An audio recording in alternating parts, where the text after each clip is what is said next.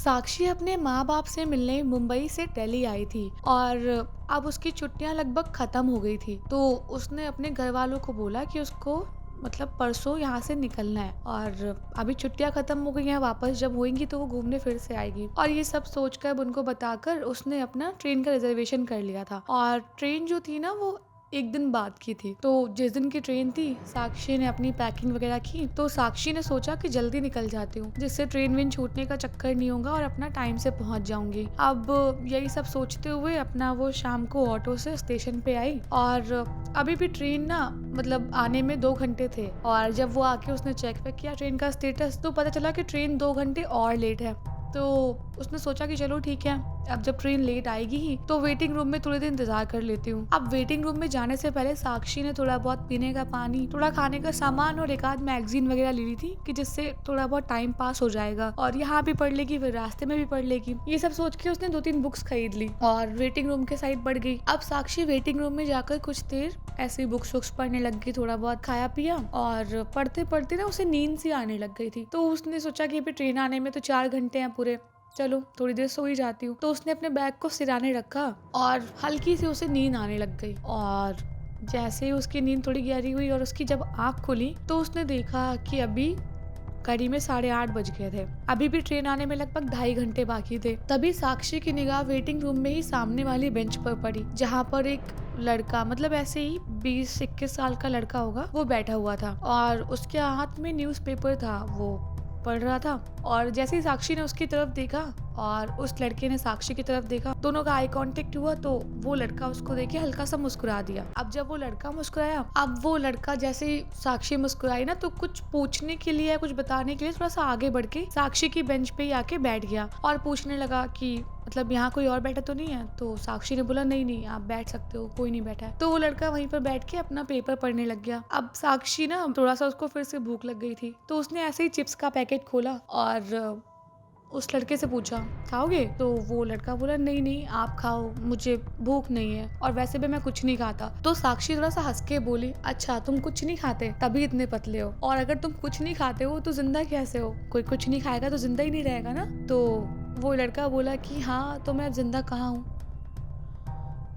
अब जैसे ही उसने ये बोला हाँ मैं जिंदा कहाँ हूँ, तो साक्षी ने सोचा कि कैसी बातें कर रहा है। खैर, अब साक्षी ने सोचा कि मजाक में उसने भी बोला होगा कि हाँ जिंदा कहाँ हूँ, चलो छोड़ो। फिर साक्षी उस लड़के से पूछने लग गई कि तुम कहाँ जा रहे हो? तो वो लड़का बोला मुझे मुंबई जाना है। तो साक्षी ने बोला अच्छा, मैं भी मुंबई जा रही हूँ। तो वो लड़का अपना परिचय देते हुए बोलने लग गया कि मैं वैभव हूँ और मैं एक इंजीनियरिंग कॉलेज में पढ़ता हूँ मुंबई में ही। तो साक्षी ने कहा सच में? तो वैभव ने बोला हाँ। तो अब उस लड़के का जवाब सुन के साक्षी उससे मुंबई में कहाँ पे रहता है क्या ये वो और पूछने लग गई। फिर साक्षी ने कहा कि पता है तुम्हें, मैं भी वहाँ पर टीचर हूँ और मेरे हस्बैंड ना इंजीनियर है। तो वो लड़का बोला अच्छा, मैं भी अभी पढ़ाई कर रहा हूँ और आगे मैं भी इंजीनियर ही बनूंगा। ऐसे कह के इनकी बातचीत हो रही थी और वो लड़का ना थोड़ा मायूस मायूस सा लग रहा था, मतलब उदास उदास सा। तो साक्षी को लगा कि चलो घर से क्या पता जा रहा होगा मेरी तरह ये भी थोड़ा सा उदास है। खैर, इतने में ना साक्षी का फोन बज पड़ा। अब साक्षी का फोन बजा तो उसने देखा उसके पति का कॉल आ रहा था। तो साक्षी ने फोन उठाया और बताने लग गई कि ट्रेन लेट है और अभी मतलब थोड़ा टाइम लगेगा, मतलब यहाँ से निकलूंगी, जब भी पहुंचूंगी बताऊंगी ये वो। तो साक्षी के पति ने कहा कि हाँ, लेकिन मैंने तुम्हें कॉल इसलिए नहीं किया, मैंने तुम्हें कॉल इसलिए किया है कि तुम मेरे दोस्त सुनील को जानती हो ना? तो साक्षी ने बोला हाँ हाँ, जो तुम्हारे साथ तुम्हारे डिपार्टमेंट में है। तो उसके पति ने बोला हाँ। तो बोली क्या हुआ फिर? तो ये साक्षी का हस्बैंड बोलने लग गया कि उनका बेटा था, वो इंजीनियरिंग की पढ़ाई कर रहा था और अभी कुछ टाइम पहले दिल्ली में ऐसे ही घूमने फिरने के लिए गया था और वो एकदम से मतलब 2-3 दिन हो गए गायब हो गया। उसके बाद उसकी कोई खोज खबर नहीं मिली है और पुलिस भी उसे ढूंढ रही है, लेकिन कुछ पता नहीं चल रहा। तो साक्षी ने पूछा अच्छा, क्या कैसा दिखता था, मतलब